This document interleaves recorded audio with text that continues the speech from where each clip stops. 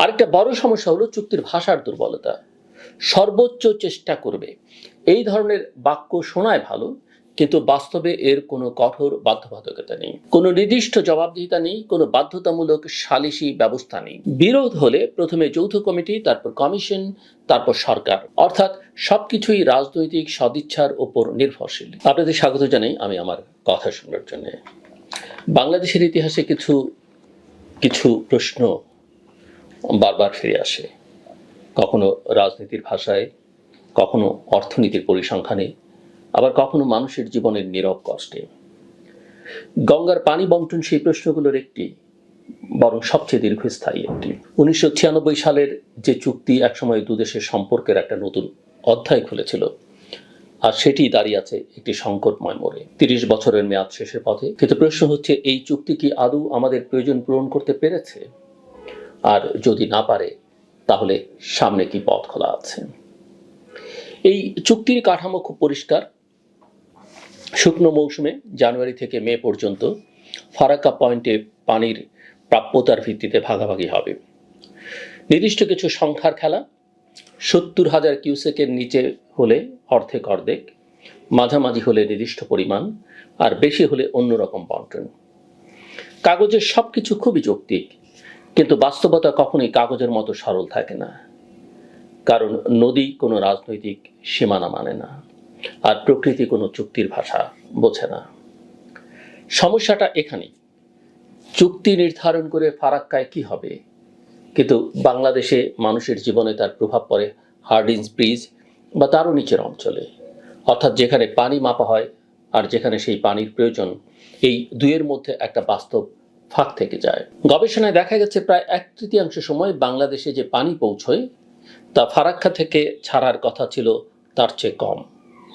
এই ফাঁকটা শুধুই প্রযুক্তিগত নয়, এটা একটা রাজনৈতিক এবং নীতিগত দুর্বলতা।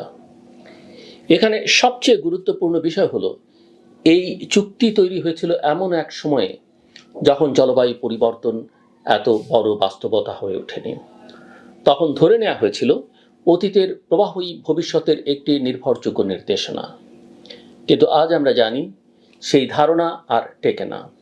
বরং বাস্তবতা হচ্ছে গঙ্গার পানির বড় অংশ আসে বর্ষাকালে, আর শুকনো মৌসুমে প্রবাহ খুবই কম। মোট বার্ষিক প্রবাহের মাত্র 6% মতো। অর্থাৎ ঠিক সেই সময়টাতেই আমরা ভাগাভাগি করছি যখন নদীতে পানি সবচেয়ে কম। তার উপর যোগ হয়েছে হিমালয়ের পরিবর্তনশীল প্রকৃতি। হিমবাহ গলছে, কিন্তু সেই গলনও একসময় কমে যাবে, যাকে বলা হয় পিক ওয়াটার। এর মানে প্রথমে হয়তো কিছু সময় পানি বাড়বে, কিন্তু পরে তা দ্রুত কমে যাবে। আর সাম্প্রতিক তথ্য বলছে গঙ্গা অববাহিকায় তুষারের পরিমাণ কমে যাচ্ছে, যা ভবিষ্যতে শুকনো মৌসুমে পানির প্রবাহ আরো কমিয়ে দিতে পারে। এই বাস্তবতায় দাঁড়িয়ে প্রশ্নটা খুব সরল। আমরা কি 1996 সালের যুক্তি দিয়ে 2026 সালের সমস্যা সমাধান করতে পারবো? উত্তরটা সহজ নয়, কিন্তু স্পষ্ট না পারবো না। আরেকটা বড় সমস্যা হলো চুক্তির ভাষার দুর্বলতা।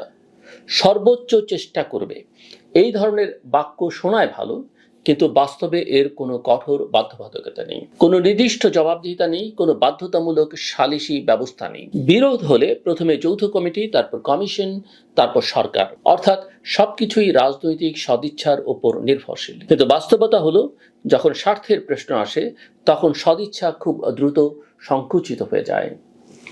এই জায়গাটাই সবচেয়ে গুরুত্বপূর্ণ। বাংলাদেশের জন্য এই চুক্তি কেবল একটা পানি বন্টন চুক্তি নয়, এটা একটা অস্তিত্বের প্রশ্ন। দক্ষিণ পশ্চিমাঞ্চলের কৃষি, মিঠা পানির প্রবাহ, লবণাক্ততা, নদীর নাব্যতা সবকিছুই এর সঙ্গে জড়িত। গঙ্গার পানি কমে গেলে শুধু ফসলই ক্ষতিগ্রস্ত হয় না, মানুষের জীবনযাত্রা, অর্থনীতি, এমনকি সামাজিক স্থিতিশীলতাও প্রভাবিত হয়। তাহলে সামনে কি পথ? একটা পথ হলো চুক্তি যেমন আছে তেমনি নবায়ন করা। 2026 সালেই এটা করবার কথা। এটা সহজ, দ্রুত এবং রাজনৈতিকভাবে কম ঝুঁকিপূর্ণ। কিন্তু এর মানে হলো বর্তমান দুর্বলতাগুলো একইভাবে চলতে থাকবে। দ্বিতীয় পথ হলো চুক্তিকে নতুনভাবে সাজানো। এখানে একটা সবচেয়ে গুরুত্বপূর্ণ হবে 3টে বিষয়। প্রথমত, তথ্যের স্বচ্ছতা। ফারাক্কা থেকে হার্ডিঞ্জ পর্যন্ত পানি কিভাবে প্রবাহিত হচ্ছে তার একটা যৌথ যাচাইযোগ্য ডেটা সিস্টেম। দ্বিতীয়ত, গ্যারান্টি বা নিশ্চয়তার পুনর্নির্ধারণ, পানি কোথায় মাপা হবে আর ঘাটতি হলে কিভাবে তা পূরণ হবে। তৃতীয়ত, একটা ড্রাউট প্রোটোকল, যখন পানি কম থাকবে তখন কিভাবে ভাগ হবে সেটা আগেই নির্ধারণ করা। তৃতীয় পথ আরো বড়, আঞ্চলিক সমাধান। নেপাল সহ পুরো অববাহিকাকে যুক্ত করে একটা বৃহত্তর কাঠামো তৈরি করা, যেখানে পানি, বিদ্যুৎ এবং অর্থনৈতিক সুবিধা একসঙ্গে ভাগাভাগি হবে। কিন্তু এটা সময় সাপেক্ষ, জটিল এবং রাজনৈতিকভাবে কঠিন। আরেকটি সম্ভাবনা আছে, চুক্তি শেষ হয়ে যাওয়া। এটা সবচেয়ে ঝুঁকিপূর্ণ, কারণ তখন কোনো কাঠামোই থাকবে না আর বাংলাদেশ একেবারেই অনিশ্চয়তার মধ্যে পড়ে যাবে। তাই বাস্তবতা হচ্ছে, বাংলাদেশের সামনে কোনো সহজ সমাধান নেই।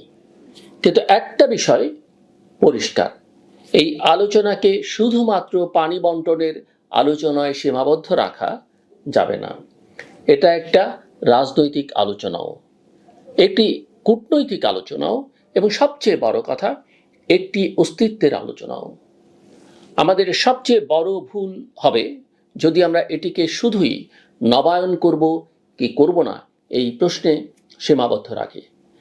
আসল প্রশ্ন হওয়া উচিত, আমরা কি ধরনের চুক্তি চাই। এমন একটা চুক্তি যা কাগজে সুন্দর, নাকি এমন একটা চুক্তি যা বাস্তবে কার্যকর। বাংলাদেশকে এখানে একটা কৌশলগত অবস্থান নিতে হবে। প্রথমত, তথ্য ও গবেষণার ভিত্তিতে শক্তিশালী অবস্থান তৈরি করতে হবে।